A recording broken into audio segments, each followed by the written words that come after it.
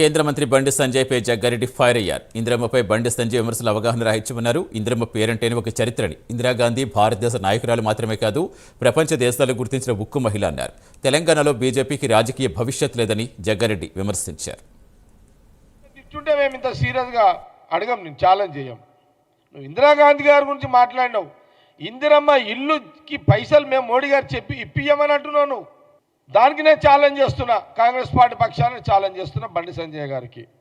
బండి సంజయ్ గారు, బీజేపీ నాయకులారా, మీ నాయకులకు ఈ దేశంలో ఈ చరిత్ర ఉంది. మోడీ గారికి ఈ చరిత్ర ఉంది, అమిత్ షా గారికి చరిత్ర ఉంది, ఇంకోరికి ఈ యొక్క త్యాగాల చరిత్ర ఉంది అని కేంద్రంలో బీజేపీ నాయకులకు ఒక్కరికైనా మీరు చెప్పగలరా? ఛాలెంజ్ చేయగలుగుతారా? కాంగ్రెస్ పార్టీ కార్యకర్తలతోటి మీకు ఆ ధైర్యం ఉందా, దమ్ముందా?